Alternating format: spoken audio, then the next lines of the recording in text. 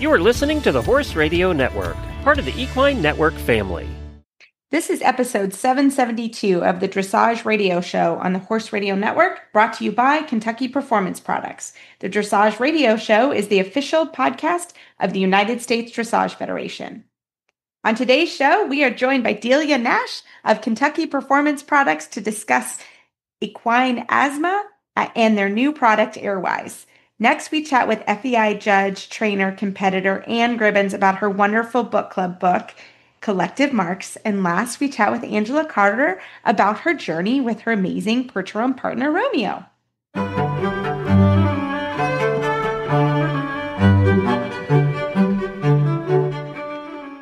This is Reese Koppler-Stanfield in Georgetown, Kentucky. And I am Megan McIsaac from Oregon, Wisconsin, and you're listening to the Dressage Radio Show. Hi, Megan. How are you? Hey, Reese. I am great. I love that. Well, first of all, I got to say, this is a year and a month anniversary for you. So it is. Congratulations. You made it over a year, my friend. And Megan, this is my 13th year. We missed it. June 1st was my first show. 13 years ago, kids. Like, when you're 13, I feel like something happens. So, yes. So we were like, I was like, Megan, it's our anniversaries. So congratulations making 1 year, my friend.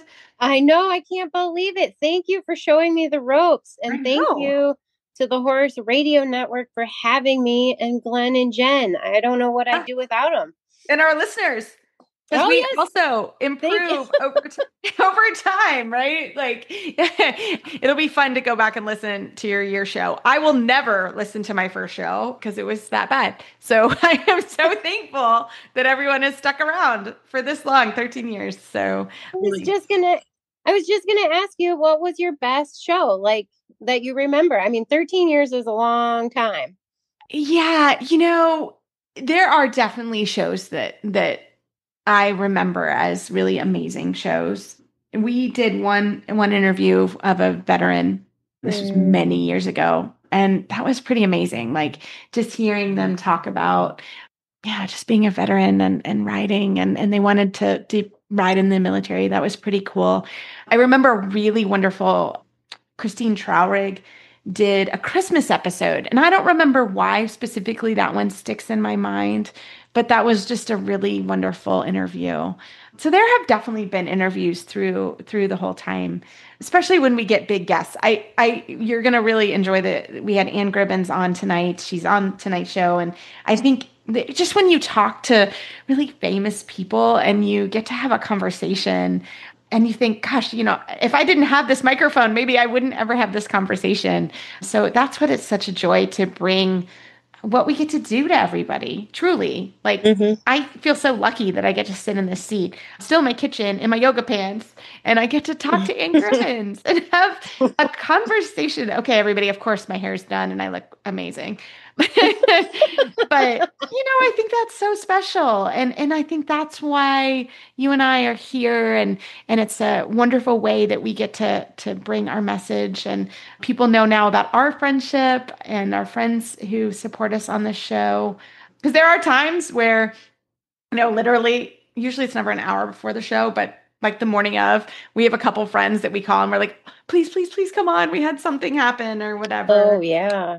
That happens, and they turn out to be some of the best conversations. So, a conversation that we had a few weeks ago with Dr. Catherine about her week at dressage camp, that was such a fun thing that I got to help her and do with her. So yeah, I just think it's great. And it's just fun that we get people, everybody has a story. And sometimes Megan and I could tell you off air, but like, it takes some wrangling sometimes to get someone to come on and tell their story. And, when they come on and they start talking about their story and their horse, like something cool, magical happens. So yeah, I think that's the addictive thing of podcasting. And I'm sure you guys kind of feel that too, of like, we get to share our journeys and our weeks with you. And we do try to be pretty honest. Sometimes there's good and bad. And, we've all cried and laughed together on the show, crappy tears and sad tears. And, Yeah, I think that's what keeps us going. And it's so much part of my life now. I think I would so miss everybody and I would miss kind of the opportunities that we get. So we're very, very thankful. And Very. yeah, it's pretty fun. And I'm so glad, Megan, you took the seat and it's been really fun for us too. So I know. So there you go. That's 13 years. We'll get you there, Megan. I'll be long retired. Oh boy. No. Oh boy. No, I'm only doing it with you, Reese. Oh, you're so sweet. Well, it's so funny because everyone's like, how do you have a podcast of like stuff you talk about horses? And I was like, have you ever talked to horse people? Like, we could talk about horses for hours and hours. We could have kept going tonight. Yeah. Yeah, I know. Yes, tonight and Gribbons was on, and it was so fun. I mean, we could have gone for another hour. I was like, oh my gosh, we're already over time. I'm so sorry. And she just was having a blast. So I think you're going to really enjoy that conversation, and we get to do that one again too for the book club book. So I hope everyone's enjoying. And you have time before the USDF one to join the book club. So that'll be fun. But Megan, how was your week? What's been going on, my friend? Oh my God. I went to a horse show and I had fun. I almost choked on my water. I got a sip of water. I almost choked. I almost spit it all over my computer. What? Have fun? Stop it. Tell me, how'd you have fun at a horse show? I took my sale horse to a horse show, and we technically weren't ready. I've only had him like maybe a month and a half, but the reason I did it is I really want to support my horse shows. Yeah. They're canceling their shows and the entries are super low. And at the last show, they asked me if I had any students, and I didn't, but I have to break the seal anyway. Right. And it was not a perfect show, but the horse is pretty perfect. And I just had a blast showing my own horse. I really, really enjoyed it. This is good for me too, because I'm actually doing the same thing next weekend. Woo! So I'll give you a full report. I'm taking my new one out. Same kind of thing. Like the show is down in entries and it's at the horse park and it's in the jumper complex. Actually, it's kind of where the finals are actually in those rings. And it's cooler there and the barns are close. So we're just going to go spend the night on Saturday. We're going to go to school and spend the night. And we're just doing training 3 just to get out. And you know what? If we can't get in the ring, we won't get in the ring. Like I'm trying to say no pressure, and all my clients that are going, we're literally all going for fun. And yeah, we're going to have fun. I was like, we are having fun. You are going to have fun. Yeah. I went with no pressure. I had no idea if I was going to even enter. And we did. And like, it was third 3. He decided he wanted to do the pre-St. George test. You know how you go up the center line, ride the change in the zigzag. And for third 3, you don't do that. And I was like, how can I be mad? Like, that's where we want to go. Yeah, you're like, we're just going to ride pre-St. George. This is amazing. I had a blast. I love it. Well, I'm going to take this. I hope everyone's having fun showing this season. I'll let you know. It's again, same thing. Like I gotta get them out sometime and we'll go. And I was like, no pressure. And my sister and mom are going to come with me and my niece, and we're just going to have a little fun time. And it's going to be really low key and, not the Olympic Games here, but same thing. We got to break the seal. We got to go. He's got to learn how to show a little bit. So we'll see. So I'm also excited. So I'm so glad. I love that. Well, my friend, also, for me, just a busy work week. Nothing. We actually had an off week for horse shows. There's an event coming this weekend. And then a dressage show. So we're back at it. I was like, there was a weekend off. And I usually try to stay home for Father's Day and be with my dad. So as he's been, Megan, he's been to many a horse show on Father's Day. You can't bring him to another one. Don't do that. I mean, he would come for sure. He would come. I think, but anytime now in my older years, as I don't have to do that. So any dads that had to be at a horse show, we love you. Thank you. My dad still comes to horse shows. He's a great dad. He's a great dad. He's a great dad. He had two of us. So I do want to wish all the dads out there happy Father's Day. And if you were at a horse show, my dad would tell you only have like 45 more years of that. So true. I hope you had fun. So happy Father's Day out there to all the dads out there. Well, we have a great show and we're going to do this commercial from Kentucky Performance on Airwise. Airwise is your horse suffering from respiratory problems or intermittent coughing, nasal discharge, seasonal allergies, poor performance, or difficulty breathing during exercise. Kentucky Performance Products has a new supplement, Airwise, that can help. Formulated using synthetic blend of high-quality potent antioxidants and micronutrients, Airwise is research proven to help horse maintain healthy respiratory function and has been shown to promote normal respiratory rates, enhance lung functions, support healthy inflammatory response in airways, and maintain immune health. To see if Airwise, you have to get it through your veterinarian, is right for your horse, speak with your vet. Also visit kppusa.com or call 859-873-2974. And now we have a great guest, Delia Nash, president of Kentucky Performance Products. She's going to tell you more about this amazing product. Well, today we are so happy to introduce you to Delia Nash. She is the president and owner of Kentucky Performance now. Delia, welcome to the show. Thank you very much, Reese. Delighted to be on. I think, purchased the company from Karen, but you've been at KPP since I've known you. Yeah, I go back quite a while at KPP. Yeah.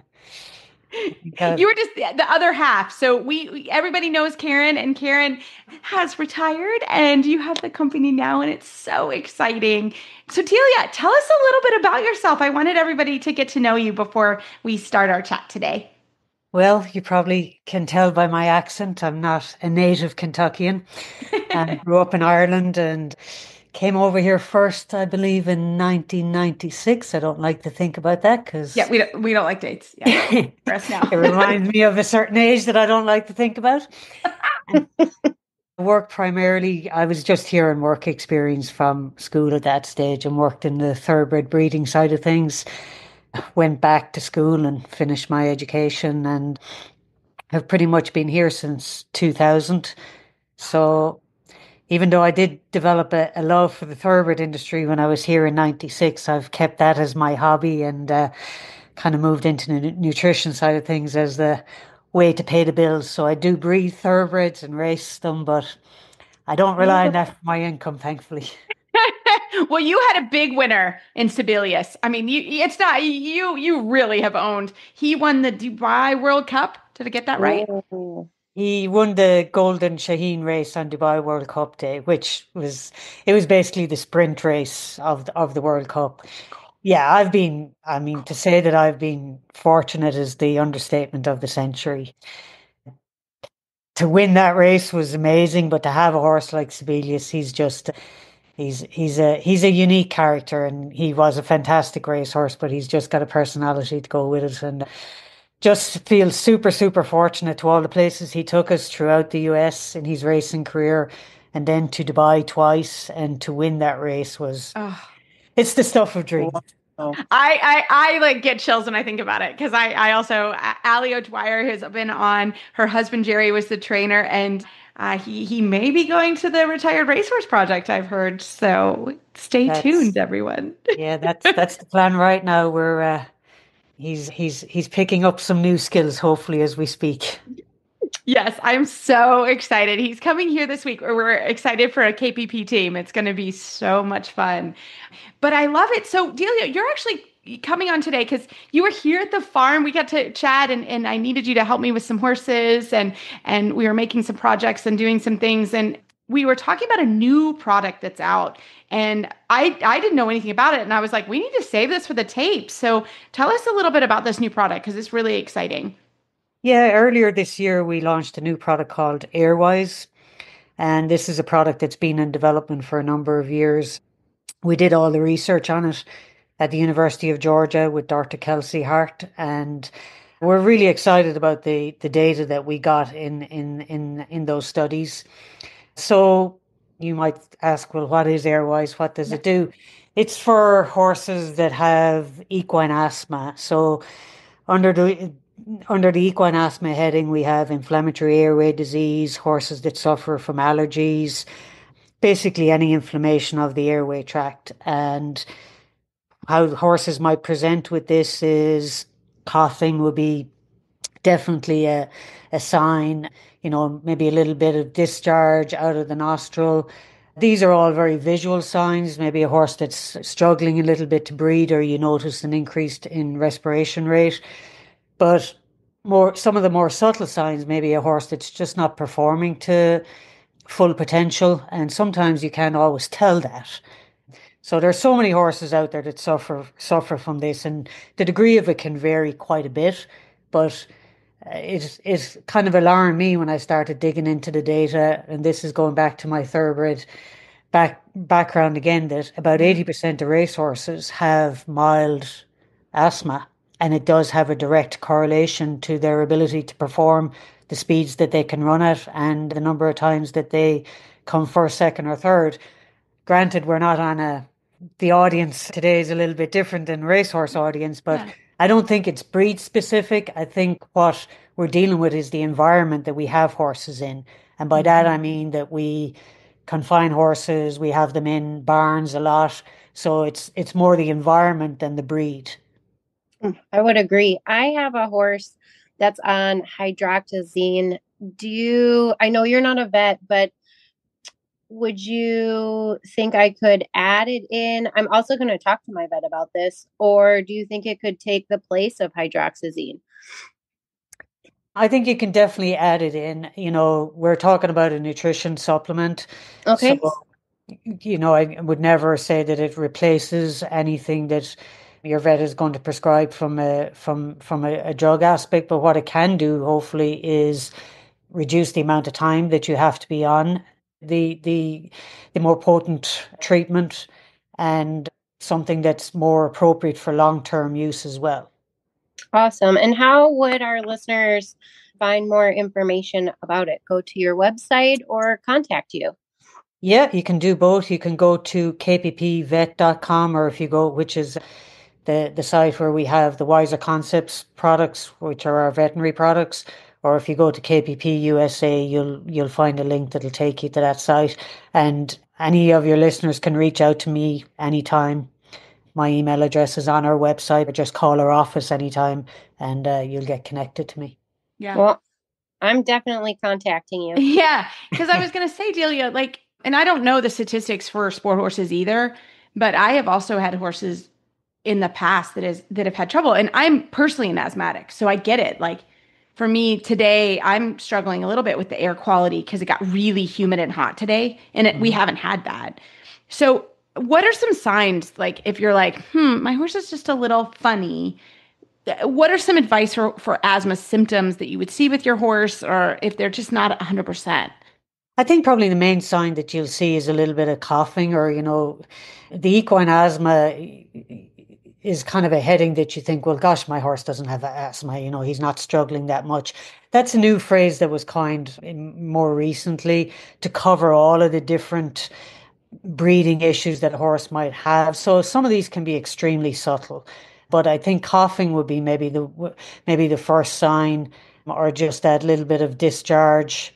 They would be the main initial signs. But sometimes you may not even see a whole lot of that.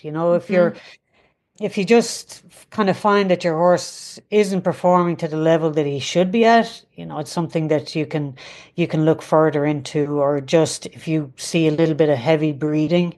And I agree with you, today was pretty nasty here. So humid. Yeah. And I was like, why do I have a cough today? It was so funny. You're saying this, and I was like, I need to get off this and do my inhaler.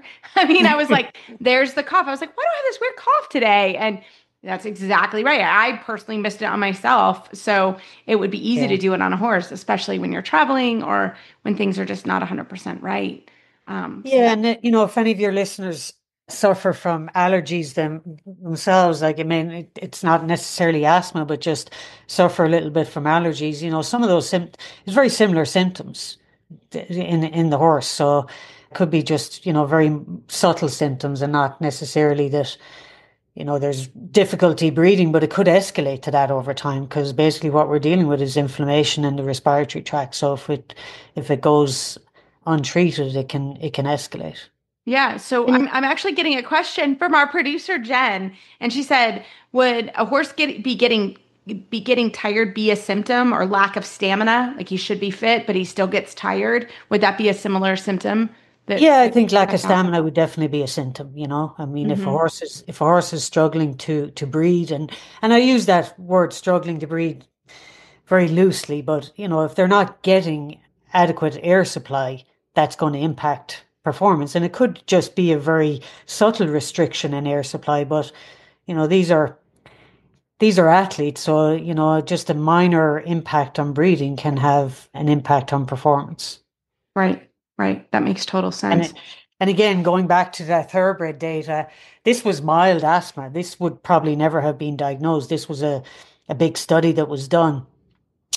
So, you know, these horses were probably acting completely normal. It wasn't until they took samples of the fluid in the respiratory tract that they were able to identify them as being mildly asthmatic, and then they had all of their racing record, and there was a direct correlation with performance. And this wasn't isolated to one racetrack either. I think there was at least 3 or 4 different racetracks involved and several different trainers involved. So you know, it was maybe 200 or 300 horses were studied. Got it. Got it. So, Delia, can you do us a favor and just explain the vet side of KPP? Because I think sometimes people they don't understand. Like I use Insulin-Wise a lot, and that is something that has to come through the vet, right? Airwise, that's the vet side. So, can you explain that a little bit so people understand? You can't just you have to go through your vet, right, to get these products. Yeah, so anything that has Wise in the name of it is part of our vet line. So the line is called Wiser Concepts, but all of the products have Wise in the end of the name. And the reason that we have that line is just a little bit along the lines of the questions that you're asking tonight. We feel that it's important that the vets are involved in helping to diagnose these horses.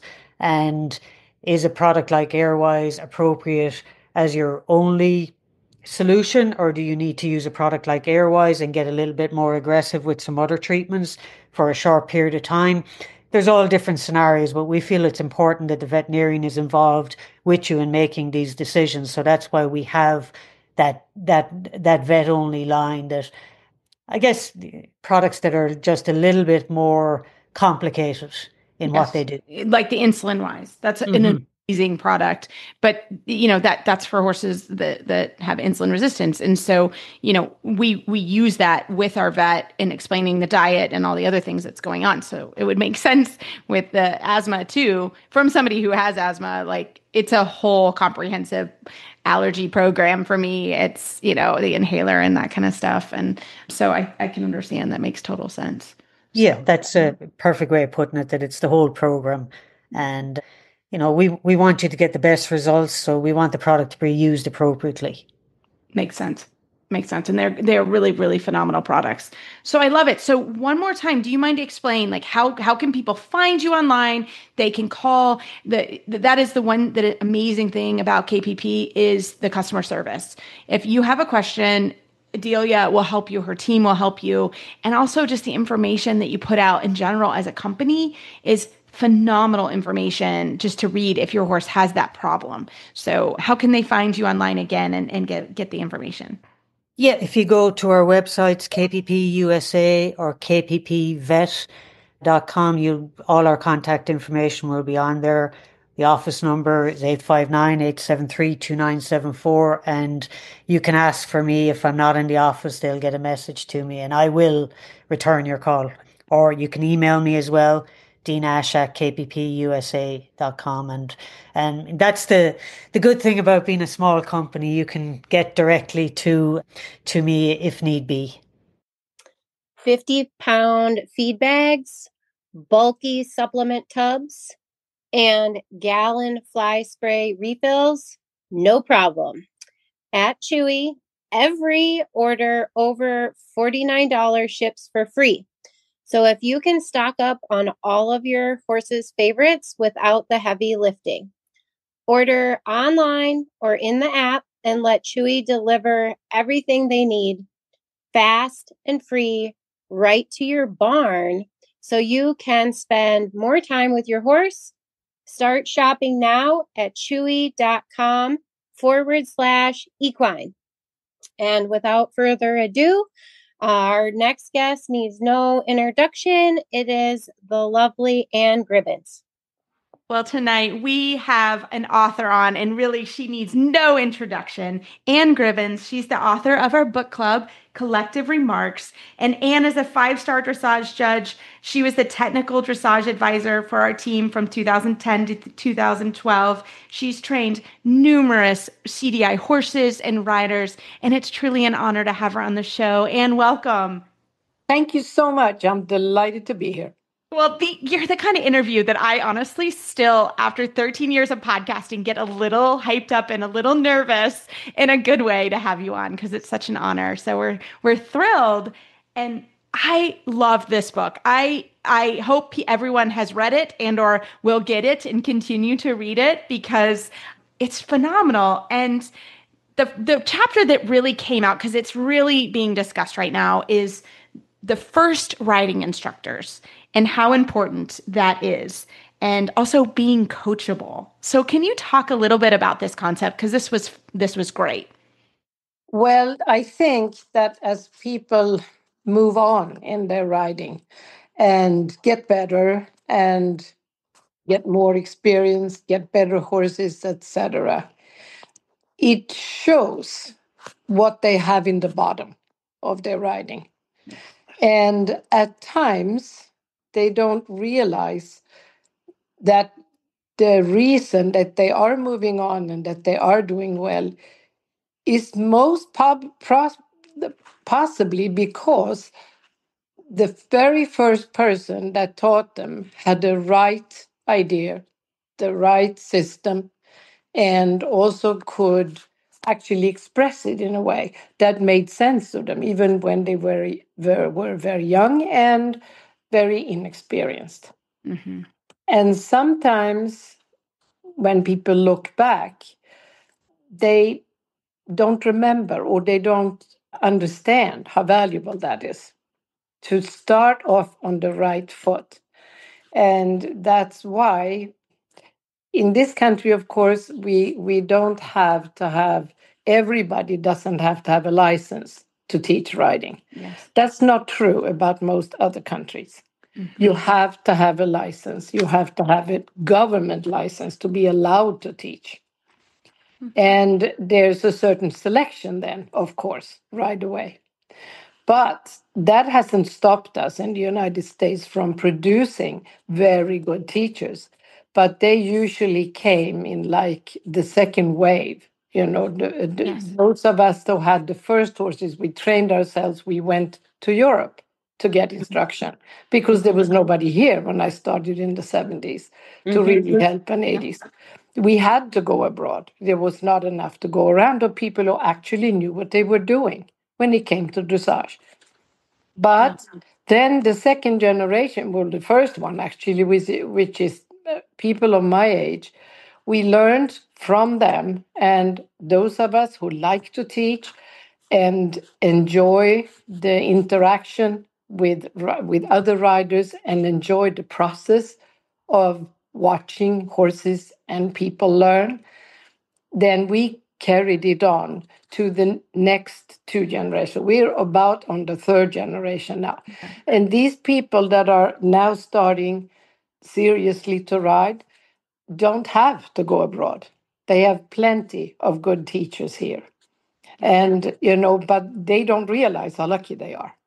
No. No, I mean, I was still in the generation that went abroad, and, both Megan and I are USDF certified. And I think that program is continuing. It's not a perfect program. I think we can all say that, but at least it is a program, and something is happening, and we're trying to make that program better and better. And I love too, you talked about that, but you also talked about being a coachable athlete. And I think that was really impactful for me, that whole concept of being coachable.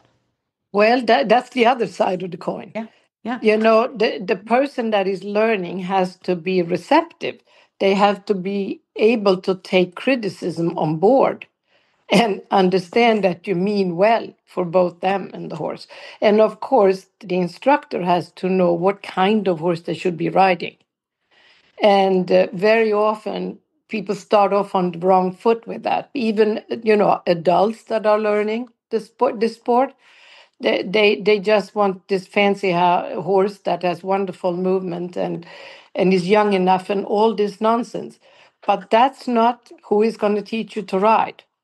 It's the good old schoolmaster that's going to really teach you the ropes. And then maybe one day you can look around for that lovely horse that is going to carry you to glory. But it's not going to be your first horse. No. And you also had, this was one of my favorite chapters because I just laughed through the whole thing. On page 102, you talked about the cast of characters, the lawn ornament, the chili peppers. Like, I loved that chapter. And you talked about the Playboy. The hypochondriac.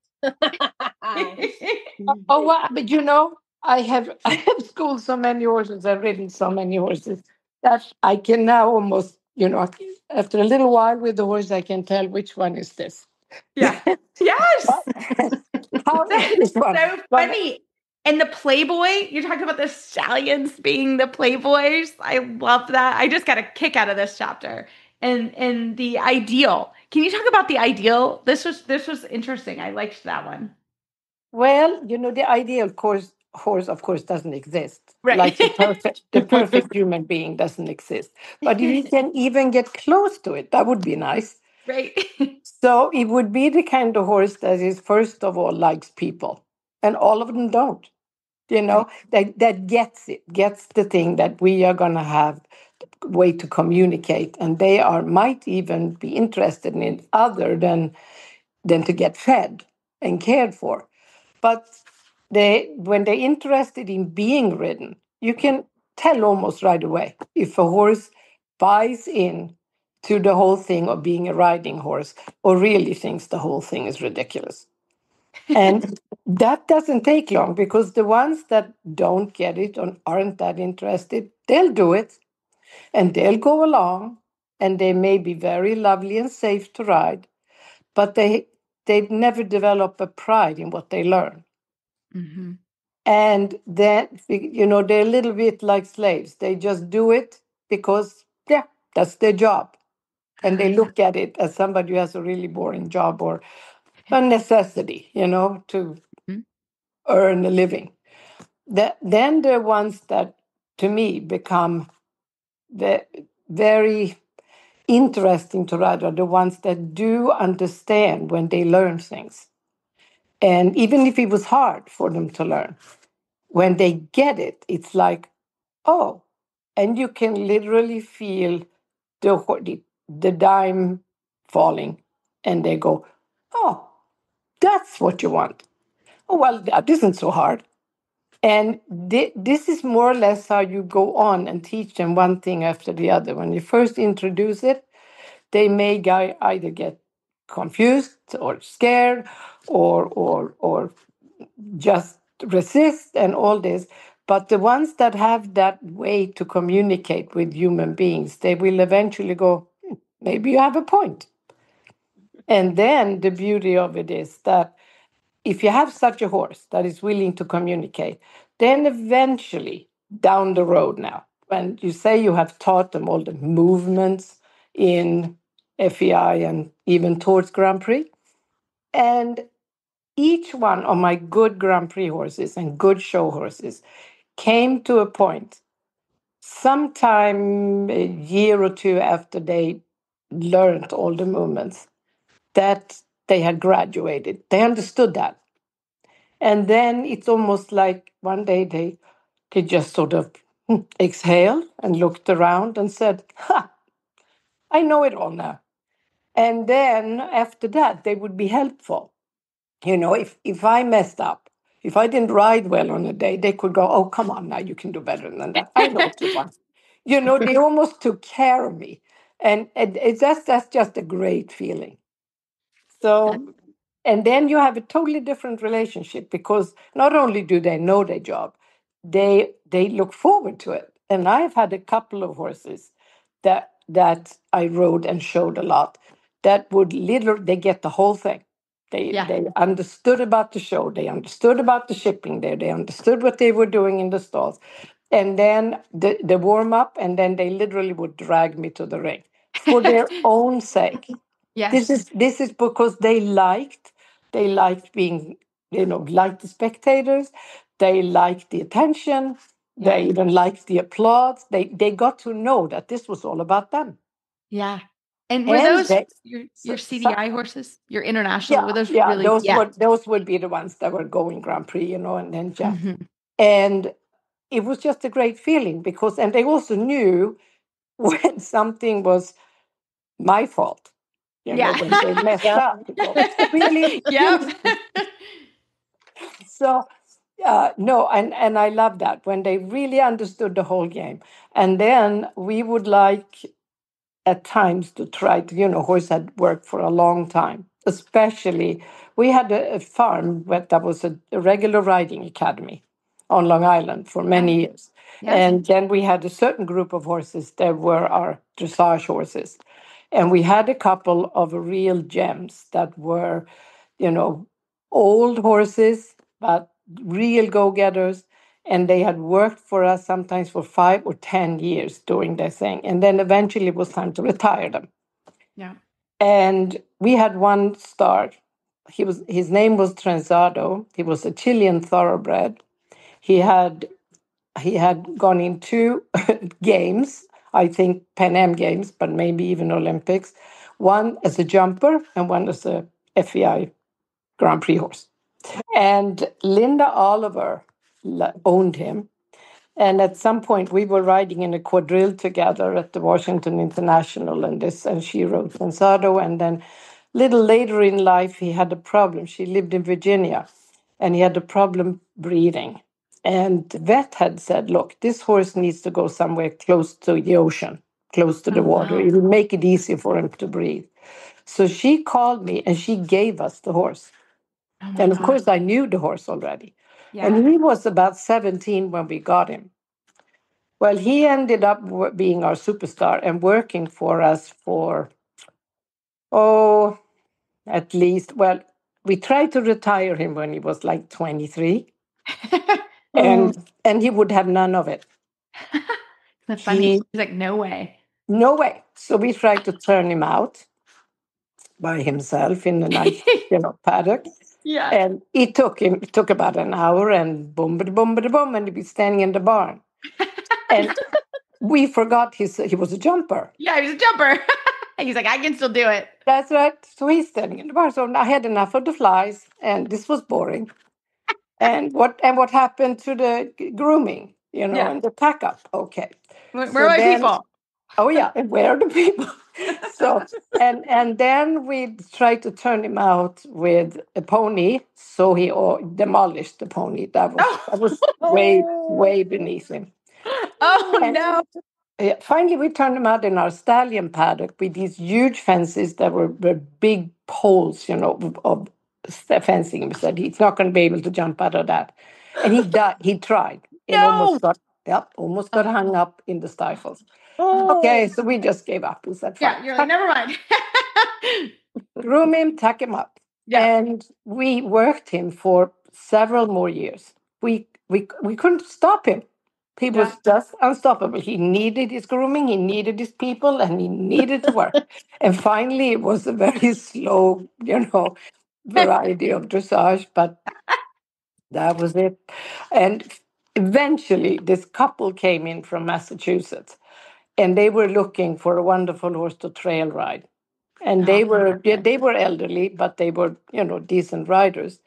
And we were thinking, well, I don't know what. And all of a sudden, David, my husband, and I looked at each other and we said, Trenzado.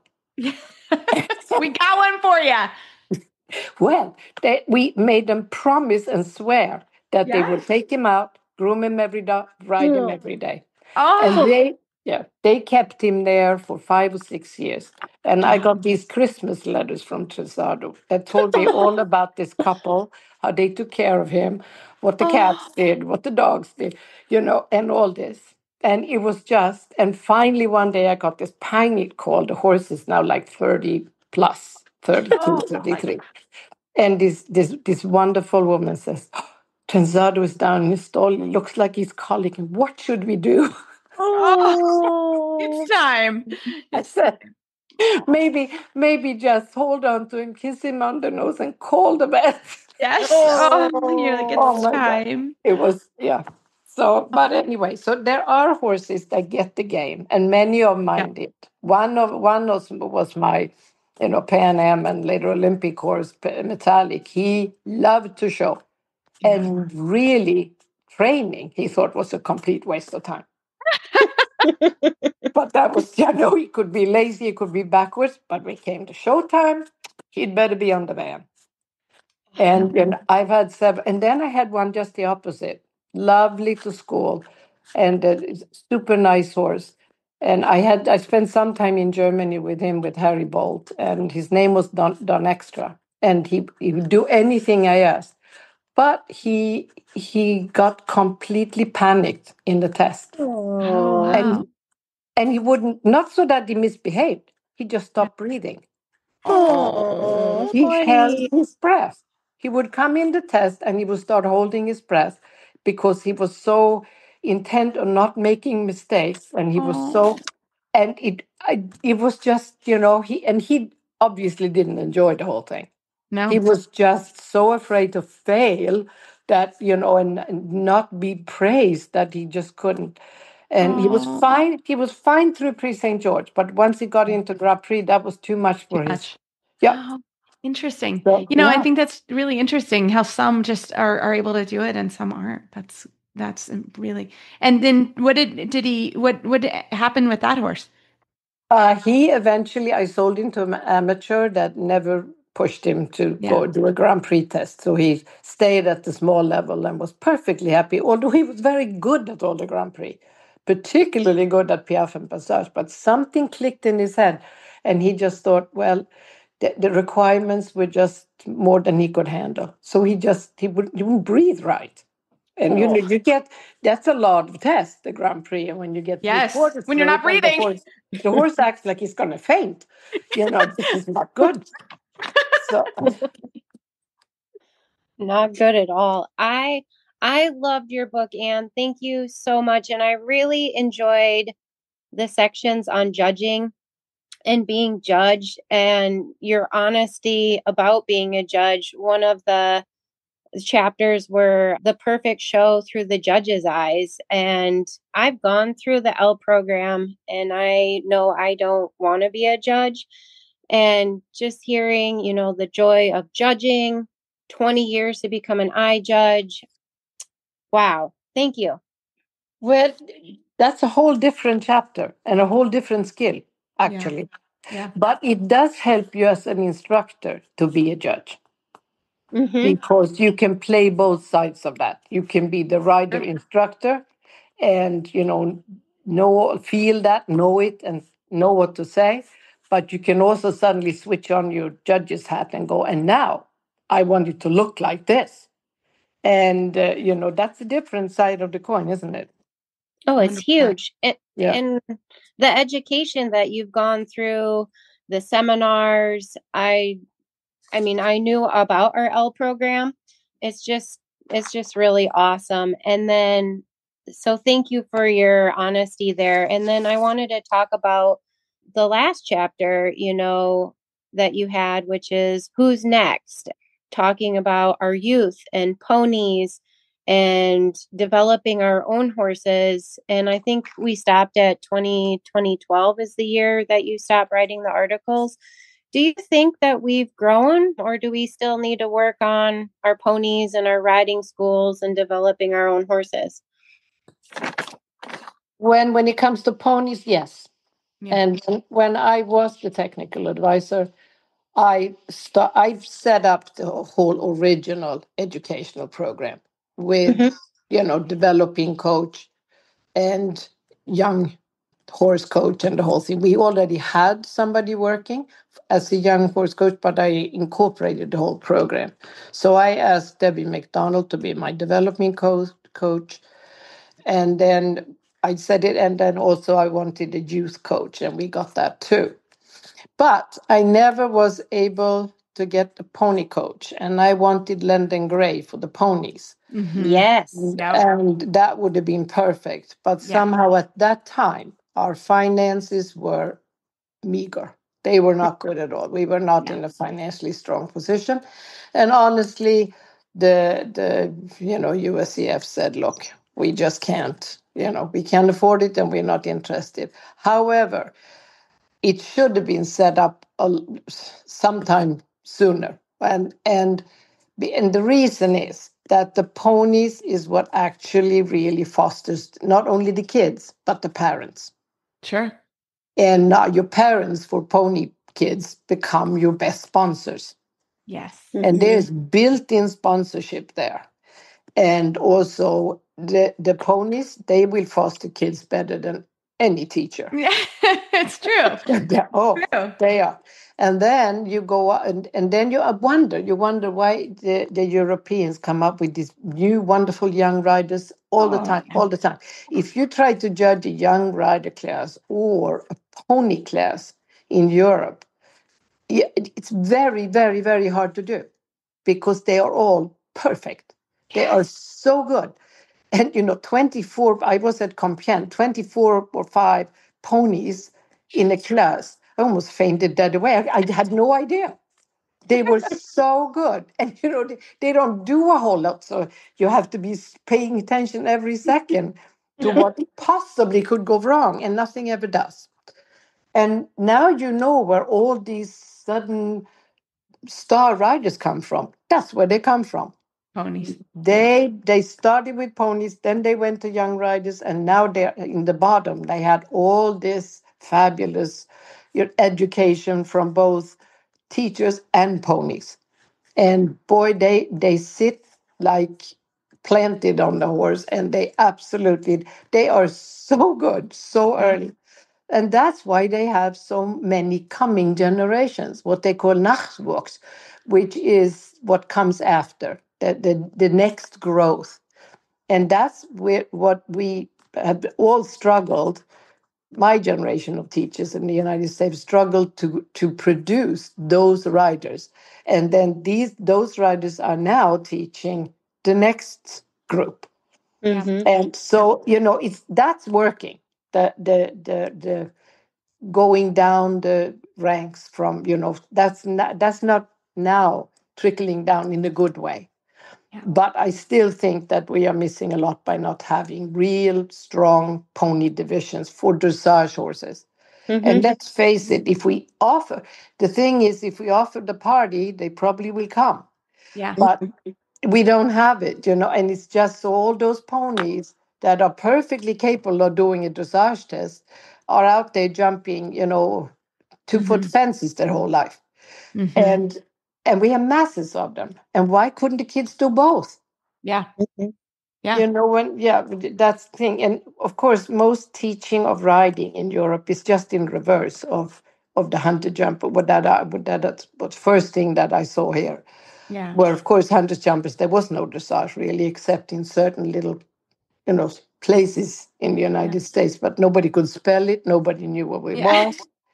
And and when we put out our first dressage ring on Long Island, people stood around and they'd come and they go, "What's those letters about?" And sure, they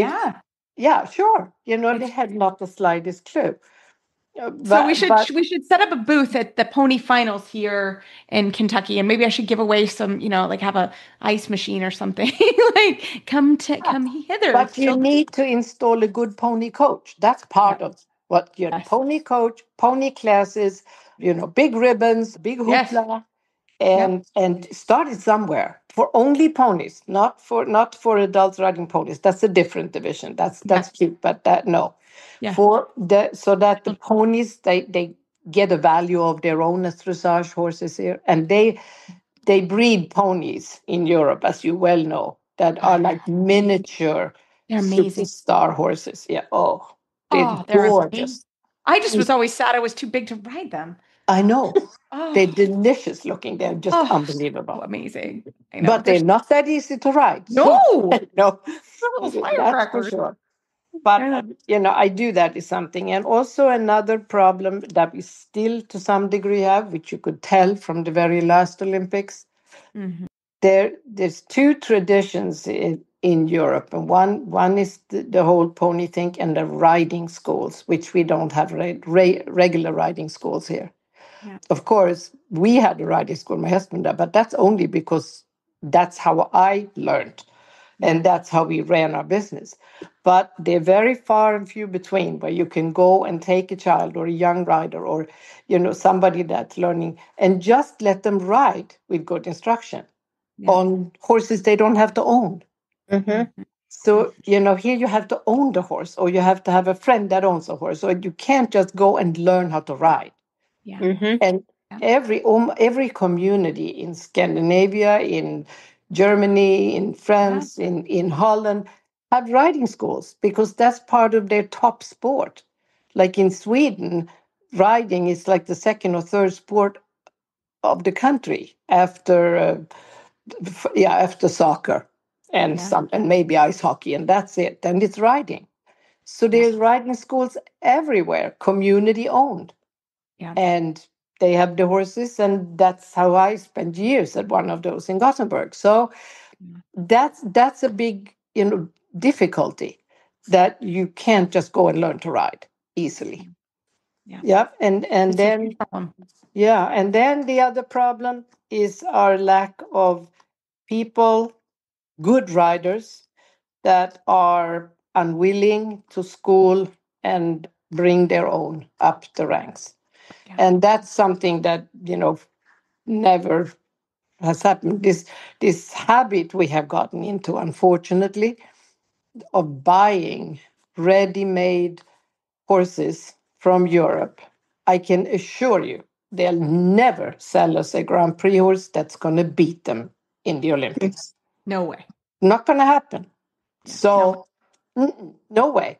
And so you really, we have to school our own. And that's how it always used to work in the beginning here when there's what you'd have is, horse that maybe was starting to go into FEI levels. And then you had one that was one level lower and one that was 5-year-old something. And if you were really lucky, you have a 2-year-old that you were looking at in the paddock. And there was like a ladder of horses behind you. And that's how those people, the riders over there, always show up with another horse. How come they all show up with another horse and another? Because they have a ladder of horses. And yes, some of the very famous ones get given younger horses on, but they train them. And they are not afraid of getting on a young horse. And they also know how to ride a young horse because they learned that. And that's super important. I think that is what's lacking in some of our riders. They don't know how to school a young horse and train it. And they're not interested in taking the time. And then they get very young, they start getting to be quote unquote professionals. Well, now they have to busy themselves with teaching lessons to make the money so they can support their horse. And so on. So it's definitely a financial and a cultural problem. Because for sure. Their thinking isn't, okay, so I'm training this horse and he is now almost Grand Prix, but I've got to have a Prix St. George horse. And I have to have a third level horse. And I have to have one that is a first level horse. What am I going to do when my Grand Prix horse is too old or not sound? Or, that's how you have these people coming up with another one all the time. That, for example, when I was judging in Tryon, we had a terrible problem. And I was the head of the grand jury. And we had a hurricane. And that was at the World. That was at the Equestrian Games in Tryon. Buddy. Big problem, right? It was big problems. So, masses of meetings and, with everybody and so on. Could we please somehow have the freestyle on Sunday, although the hurricane was still hanging around? And, found a place where the footing would be okay. And we could do it, but not until Monday morning because the ring wasn't available. They were doing something else in it. So then I went back for the umpteen time to the chef d'équipes and told them, look, we actually, we had the plane moved. You can fly out on Tuesday instead of Monday. We can run it either Sunday night or Monday morning, and we can have the freestyle. And they were such a good crew, and they all were dying to ride the freestyle. And all of a sudden, the chef d'équipes from Europe said, "Oh no, we can't do that because so and so is going to leave on Thursday for the young horse championships in Fairfield or wherever it was that year." So now you can tell the reason they couldn't let me do it, we couldn't have it, is that those same riders had to get right on the plane after these games, get home, get on their young 4, 5, 6-year-old, 7-year-old, and go to the young horse championships. So now you can tell where they are. Yeah, you could. That's right, because they're not just riding that one horse around. In the WEG, yeah. They've got a whole string. They got to go back. And that's where we are failing, because the riders have to understand that they have to have up-and-coming horses behind them, or they will never stay in the game. Mm-hmm. You can't sit around when you've been successful and wait for some sponsor to stick a horse under your behind. Yeah. That is just not. And that is another great chapter. And I want to talk about that. We could literally keep you on here all night, because this is so interesting. And you can see how Anne's book is amazing, because it just talks about so many aspects of the sport. And we've already gone over time with you, and I hope this really whets everyone's appetite for the webinar that Anne is going to come back on with us on July 9th at 8 p.m. through USDF. This is through our book club. You can see why we chose Anne to come, because she's so amazing.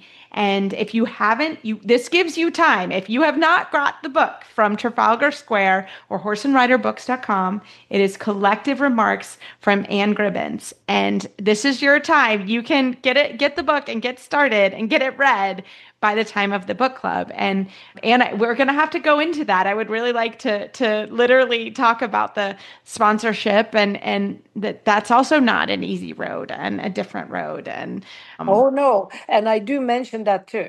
Yes, that's a two-edged sword. It's a very, very interesting topic that needs to be discussed as well. And if we don't get to it in the webinar, I would love to have you back on, because that's such an important topic that we need to talk about as well. But we could seriously keep you on all night. But I hope everyone is as excited about the webinar as we are. And this is such a phenomenal book, and it has so many different topics that it covers. So thank you for doing that. And thank you for your time tonight. We so appreciate you. Well, of course, I thoroughly enjoy it. And I could go on all night too, but you better shut me down now. Thank you. We love it. Well, no, that just means we'll have you back on and we'll talk more. Yeah. So I love it. Well, Anne, thank you so much for your time. And we can't wait. We're going to be back on with you on July 9th. This was just a fun dry run for that. So thank you so much for your time tonight. Easy, effective, and eco-friendly fly control starts with Fly Predators. Fly predators are the organic, natural way to dramatically minimize your fly problem. Learn more about fly predators and other Spalding Labs fly control solutions at Spalding, spalding-labs.com. Well, we are so excited to have Angela Carter on the show tonight. She is from Oregonia, Ohio, and she is a gold medalist on her horse, The Knight is Romeo. Angela, welcome to the show. Thank you. Thank you for having me. Oh, we're so excited. Well, first of all, you and your horse went viral. That's how we picked it up. So we love it. So tell us a little bit about your horse, The Knight is Romeo. I think you call him Romeo. Tell us a little bit about him. Well, I have had him since he was 4. He is currently now 17 years old. And I, started him. I actually purchased him to be a lesson horse because I was retiring my previous lesson horse. And I never, ever intended to be, doing the Grand Prix with him. I love that. Never. Yeah. I mean, it was just, I started riding him as a 4-year-old. He couldn't even canter. And I was like, well, I've got to get him in shape so that my lesson students can ride him. So I taught him his leads, and then, then I just kept riding him, and it was just like, oh my gosh, he's so smart. And he had such a great work ethic that I couldn't stop with him, and he's just such a worker, and he loves his job. I mean, he doesn't obviously know anything else, but he definitely loves it for sure. I love your story. Is it true that you really bought him off of Craigslist? Yes, that is true. And before you bought him, he did Civil War reenactments, and they shot guns like on him. I think like, oh yeah, your story is just so amazing. I just love it. And can you tell us, like, what is his favorite movement? What does he like to do best? I think his favorite is changes. Okay. He is just, and obviously most people have seen him. He is a heavy horse, and people, of course, look at him and go, oh my gosh, that thing's going to do dressage, and then, yeah. And you're like, show me gold medal, people. I love that. Right. Right. Yeah. I mean, he's very light on his feet, and, and he really just loves to perform. And he is definitely, I mean, he's such a ham, because the more people that are watching him, the more he shows off. I love it. I'm just like, because last year when we were at regionals, that was at the horse park, and he was,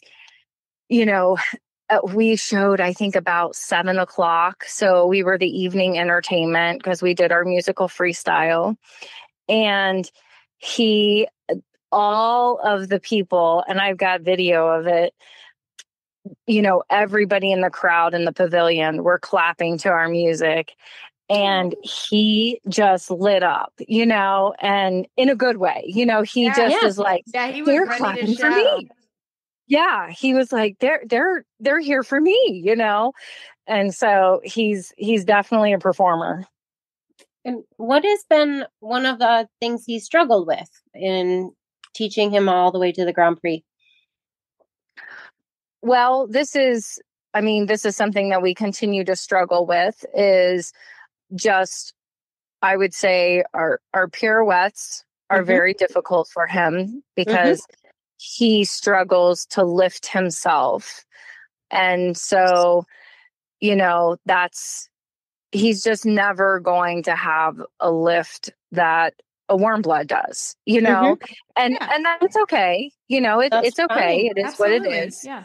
Because we highlight other things. And so as I've brought him along, that's what my focus was, because I knew there were going to be difficulties conformationally that he was always going to struggle with. So instead of me drilling those things over and over and just making him kind of, I wouldn't say sour to them, but, just I didn't want to put a bad taste in his mouth, and I was just like, let's focus on the things that you love to do and make those as brilliant as we can, and highlight the heck out of those. And then we can still work on the hard things, but, let's highlight everything that we can do amazing. You got it.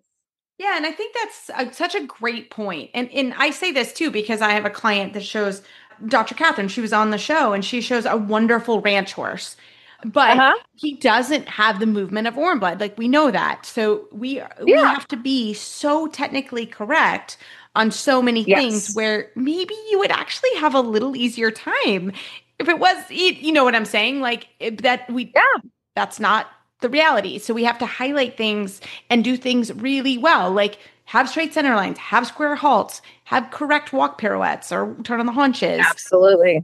those non-brilliant movements are really, really critical, because if you have a mistake there, then you don't get as much leeway later in the time. Yes, correct. Yes. And that is also one thing that I always strived with him as I brought him up the levels, is my correctness with any movement. It might not be an 8, but it would be, a 7 because it was correct, or a 6.5. So yeah, that was always super important. No, I love that. I just love your attitude towards the training. I have trained a lot of Friesians, and I think they wouldn't have been as successful without that attitude that you highlight, you focus on their strengths, and you just keep chipping away at what their weaknesses are. I think that's such a great attitude and approach to a non-warm blood. And look at the heart that your horse has. Right. Yeah. I mean, I always said, every ride that I rode on him, and still to this day, I always think to myself, I just want 1% better than yesterday. Mm-hmm. Absolutely. And because that 1% adds up. And some people, I think, have a false impression that their horse is going to come out and be 10% better or 15% better, and that's just not realistic for them. They have to build the strength and the balance themselves, and that takes time. So I feel like 1% is not unrealistic for them, And I don't mean 1% better overall. I mean, maybe one thing, maybe my half pass was 1% better than yesterday, or, whatever it is, So I just really try not to focus on making everything perfect, because it's just, I mean, come on, let's be real. Is it always ever perfect? No. Yes, exactly. We are always out for perfect. No, I love that. Well, what is the next plan for you and Romeo? Well, I am already qualified for regionals this year at Waterloo. Yeah. So we will be there. Next, in 2 weeks, we'll be at WEC in Wilmington for Pony Cup. Awesome. Woohoo! So we will be doing our freestyle there all weekend. That's Friday, Saturday, and Sunday. Well, we will cheer you on. That sounds fantastic. And Angela, where can our listeners find you online to keep an eye on your journey and support you and Romeo on that journey? So, I mean, my Instagram page obviously is currently the easiest thing that people follow. And that is The Night is Romeo with the underscore in between each word. I love it. I love it. Well, you got 2 new followers already. If Megan already isn't, I'm going to jump on there. I can't wait to see your journey. So thank you so much for your time tonight, and good luck at regionals and nationals as well, we hope. Yes, thank you. Well, we are so excited because we are in now the Collective Remarks Book Club tonight. I hope you enjoyed Anne's interview. Literally, we could have gone for hours. And so this is hours. And so this is just a preview of the book club through USDF on July 9th.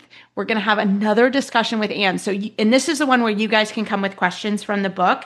So if you haven't read it, you still have time. And it's Collective Remarks by Anne Gribbons, and you can get it at horseandriderbooks.com. We love Trafalgar Square. They've been great supporters of our book club from the beginning when we started it, and now they're supporting us through the USDF as well. So we're thrilled about that. And drumroll, please, Megan, do you want to announce our new book for July through September? Sure. It is 33 Strength and Fitness Workouts for Horses by Jacques Ballou. And it's July through September. I'm really looking forward to it. Jacques the best. Like we did cover one of her other, she has multiple books. So I'm so excited about this one. It just came in the mail and it's on my desk. And I've been working on Anne's book, but I'm so excited because Jacques is awesome and she's great to interview. If you haven't heard her on the podcast before, she's wonderful. So I'm really, really looking forward to that. So great news on that. Well, as always, you can find our show notes and links to today's guest on our page at horseradionetwork.com. Just search Dressage Radio Show. Like us on Facebook, just search Dressage Radio Show. My website is maplecrestfarmky.com, and my email is reese@horseradionetwork.com. And my website is lindenhoff.com, and my email is lindenhoffllc@gmail.com. We'd like to thank our friends and show sponsors, Kentucky Performance Products and Chewy. If you'd like to support our show and the Horse Radio Network, you can do that through the auditor program found at horseradionetwork.com. Keep on kicking on until the next show. Talk to you soon. Have fun at those shows. Woohoo!